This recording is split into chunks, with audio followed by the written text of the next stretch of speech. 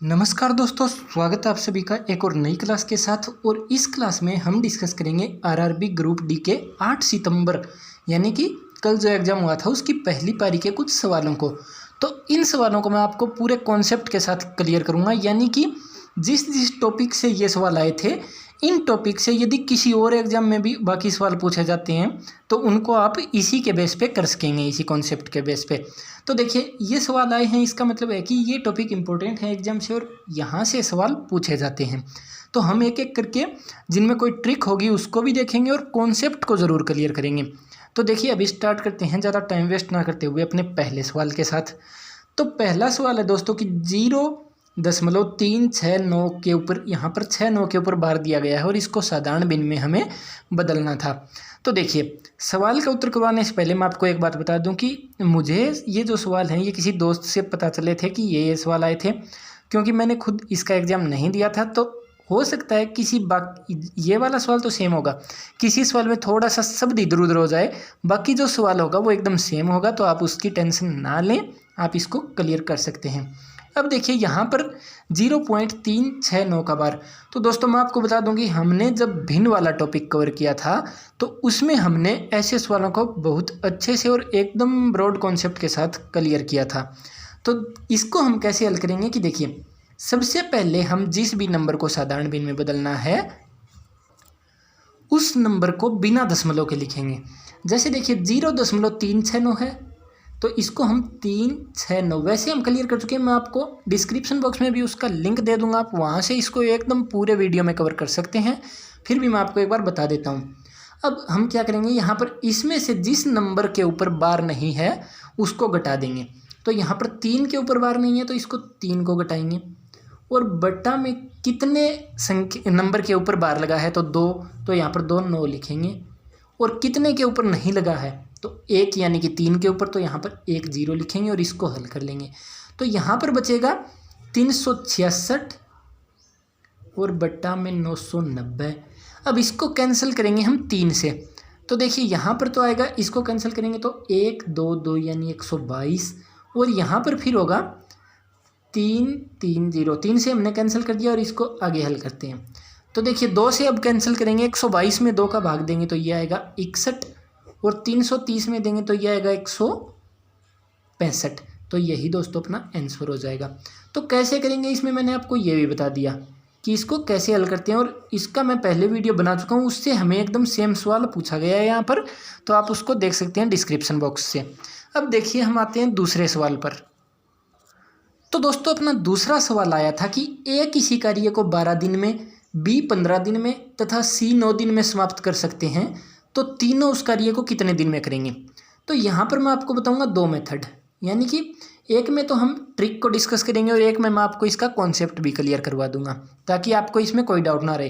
देखिए दोस्तों, ट्रिक को यहाँ पर याद करना आसान होता है, लेकिन कॉन्सेप्ट जो होता है ना, कॉन्सेप्ट को बोलना मुश्किल होता है। यानी आप ट्रिक को याद आसानी से कर लेंगे तो टाइम आने पे ट्रिक को उतना ही जल्दी भूल भी जाएंगे, लेकिन कॉन्सेप्ट भी क्लियर करना ज़रूरी है, जो कि हम साथ में करेंगे। अब देखिए, पहले इसका मैं ट्रिक बता दूं।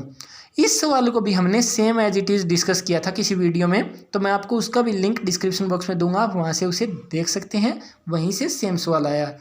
तो अब देखिए, यहाँ पर ए किसी कार्य को 12 दिन में, तो इसका ट्रिक होता है कि ए बी सी, ए करता है 12 दिन में, बी करता है 15 दिन में और सी करता है 9 दिन में। हम क्या करेंगे, इनका एलसीएम लेंगे। तो 12 और 15 का होगा 60 और 9 उसमें आ जाएगा फिर 120 और 180, तो 180 इसका एलसीएम आ जाएगा। अब देखिए, 180 क्या है, यहाँ पर टोटल काम आ गया। मैंने इसको समझाया था उस वीडियो में एकदम पूरे अच्छे कॉन्सेप्ट के साथ। अब देखिए, हम ये पूरा काम आ गया। अब ए 12 दिन में करता है तो 1 दिन में करेगा, 180 में 12 का भाग दे देंगे यानी 15।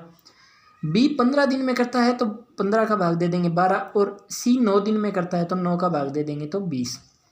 अब ये इनका एक एक दिन का काम आ गया। अब हमें क्या करना है, तीनों मिलकर, तो तीनों का निकालना है तो इसको जोड़ देंगे। तो यहाँ पर 15 और 20 होगा 35 और 12 47, यानी कि एक दिन में करेंगे सभी 47 काम।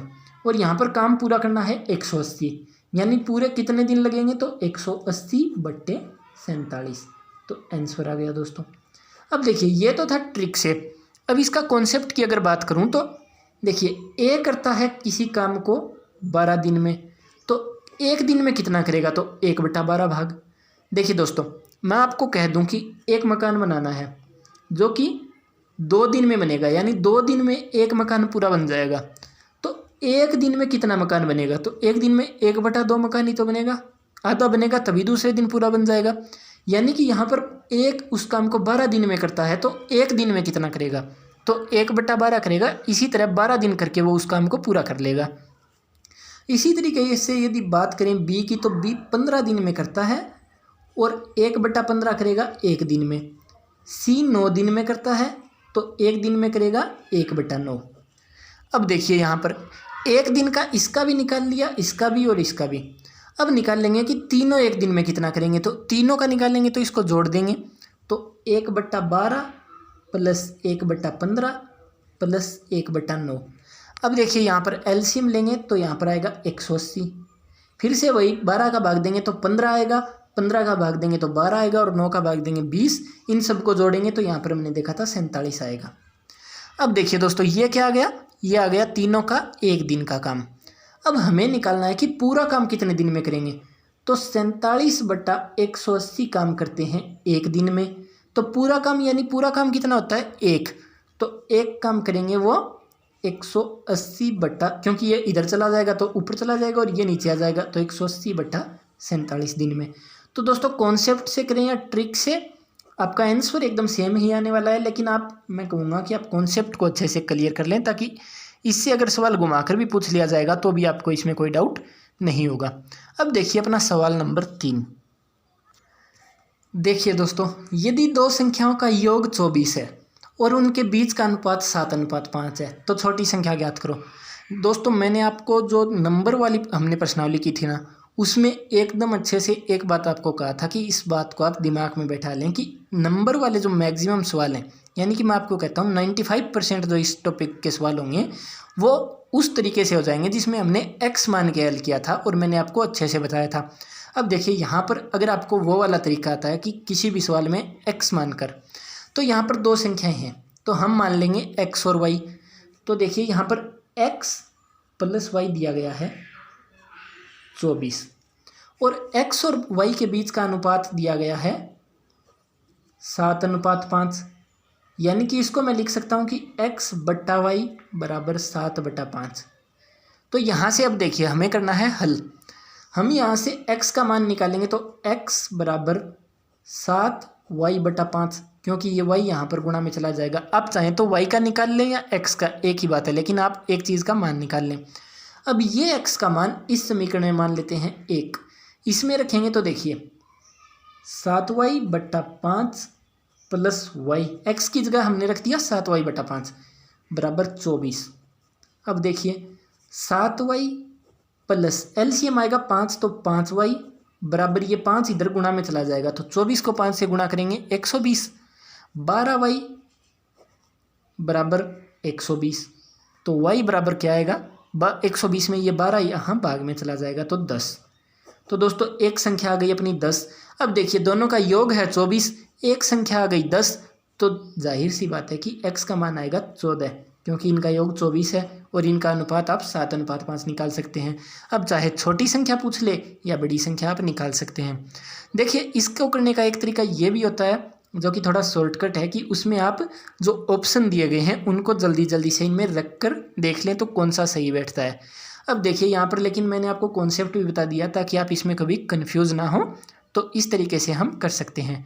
अब देखिए अपना नेक्स्ट सवाल। दोस्तों सवाल है कि दो व्यक्तियों की औसत आयु 39 वर्ष है, 3 व्यक्तियों की औसत आयु 54 वर्ष है, तो तीसरे व्यक्ति की आयु ज्ञात करो। तो हमने औसत वाले टॉपिक में ऐसे सवालों को किया था और मैं आपको एक बार फिर से बता दूं कि इसका आंसर कैसे ज्ञात करेंगे। देखिए यहाँ पर मैं आपको एक एक्स्ट्रा कॉन्सेप्ट बताता हूँ। मान लीजिए कि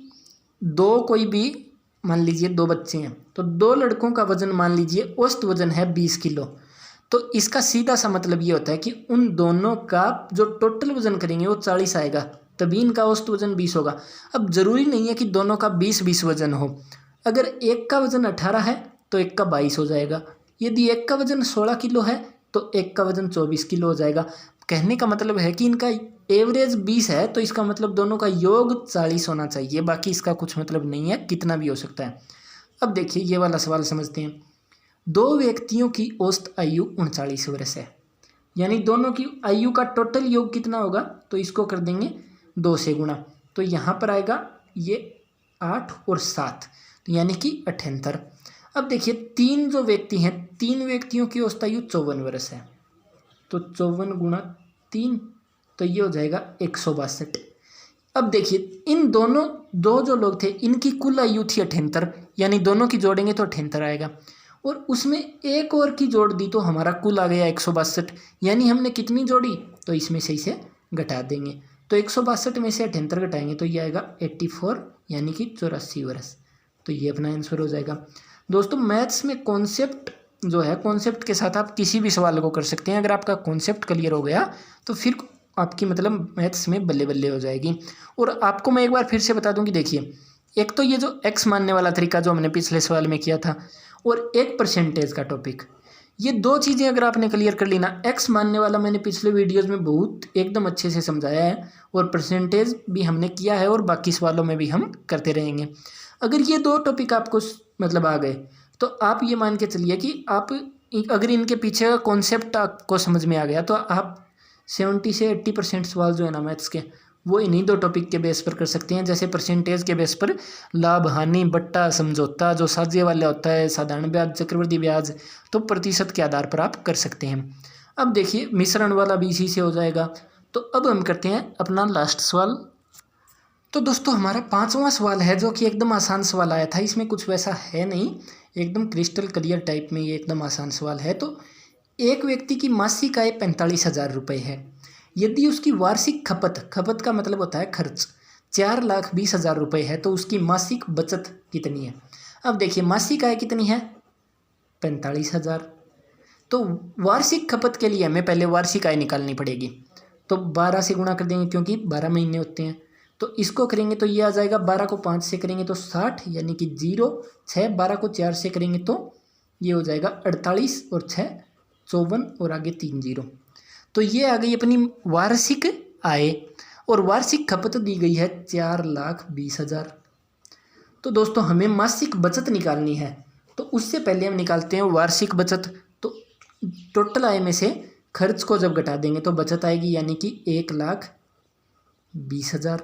और हमें निकालनी है मासिक, यानी एक साल में ये आई है 12 महीने की वार्षिक, तो हमें 1 महीने की निकालनी है मासिक, तो 12 का भाग दे देंगे, यानी 10,000 रुपये आ गई।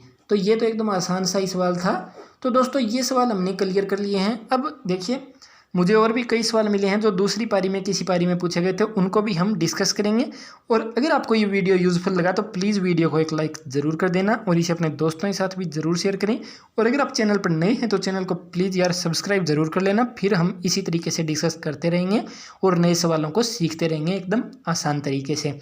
तो इस क्लास में इतना ही, फिर मिलेंगे नए सवालों के साथ। तब तक पढ़ते रहें, सीखते रहें, और नेक्स्ट एग्जाम के लिए आप सभी को best of luck. Thank you.